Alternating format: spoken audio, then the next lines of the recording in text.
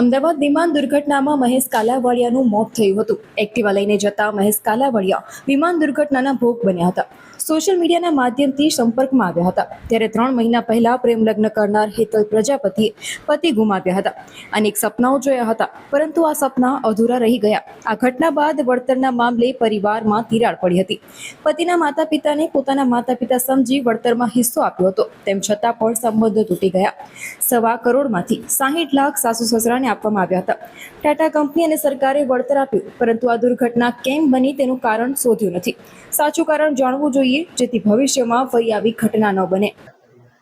હવે મારા પેરેન્ટ્સ તો એટલા તો એ છે કે એ લોકો કોઈ બી વસ્તુની મારી પાસે ડિમાન્ડ નથી કરી રહ્યા. એઝ અ હ્યુમેનિટી તેઓ જાણે છે કે મેં મારું વ્યક્તિ ગુમાવ્યું છે, તો એ લોકોના એન્ડથી હું કંઈ નહીં કહેવા માંગુ. પરંતુ સાસુ સસરા તરફથી એવું છે, ઇનલોઝ તરફથી, કે જે ફાઇનલ કમ્પન્સેશન મળ્યું હતું એમાંથી ઓલરેડી તેઓને હું શેર કરી દીધા હતા. 25 લાખ જે હતા એ ઇનલોઝના એકાઉન્ટમાં આવ્યા હતા, અને આઉટ ઓફ 25 લાખ મને ફક્ત 9 લાખ જ મળ્યા છે. અને 1 CR જે ટાટા ગ્રુપમાંથી મળેલા હતા એ એઝ અ વાઇફ પ્રાઇમરી એનો કે મારા એકાઉન્ટમાં મને રિસીવ થયા હતા. હું તેઓને એઝ અ સાસુ સસરા નહીં, પણ મારા પોતાના પેરેન્ટ્સ તરીકે જ હું એ લોકોને સમજતી હતી, કારણ કે મારા હસબન્ડના પેરેન્ટ્સ હતા.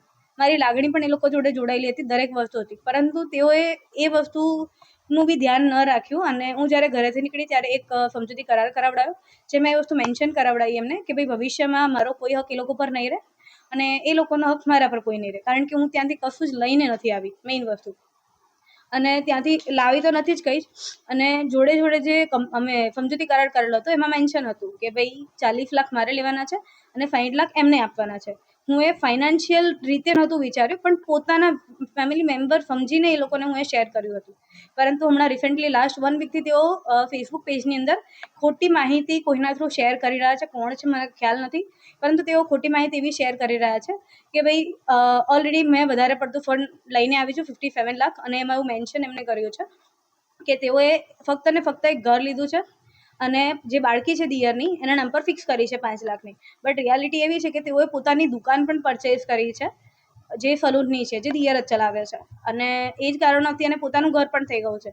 તો સાસુ સસરા જે છે દિયર પર ડિપેન્ડન્ટ છે, પરંતુ હું અત્યારે કોઈના પર ડિપેન્ડન્ટ નથી. અને સેકન્ડલી મેઇન વસ્તુ હું એ વસ્તુ કહેવા માંગીશ કે એ લોકો જાણે છે કે આટલું શેર કરવા છતાં ખોટી માહિતી એટલા માટે શેર કરે છે. એનું પાછળનું રીઝન એ છે કે તેઓ જાણે છે કે એરલાઇનની અંદરથી તેઓ ફંડ મળવાનું છે, ફાઇનલ કમ્પન્સેશન.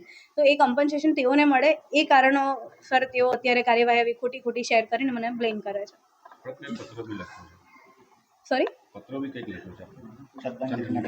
હા, અમે AIBની અંદર ઈમેલ કરેલો છે કે જે ઘટના સ્થળ છે ત્યાં આગળ શ્રદ્ધાંજલિ માટે અમને જવા માટેની પરમિશન મળે, પણ આજે 11 જૂન થઈ ગઈ છે, બટ હજી સુધી કોઈ રિપ્લાય આવ્યો નથી AIB.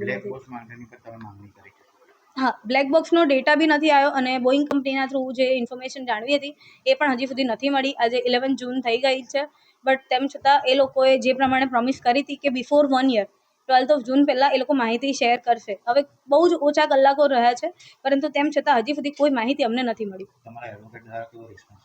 એડવોકેટ દ્વારા બહુ સારો રિસ્પોન્સ છે. એ લોકો ઘણી બધી મિટિંગ્સ પણ અરેન્જ કરે છે, અને એમને જેટલું એવિએશન સ્પેશિયાલિસ્ટ છે, તો જેટલી જાણકારી એમને અલગ અલગ લોકોને મળ્યા પછી મળી રહી છે, એ જાણકારી અમને એ લોકો ઇન્ફોર્મ કરી રહ્યા છે. તો એ લોકોના થ્રુ ઘણો સપોર્ટ મળી રહ્યો છે.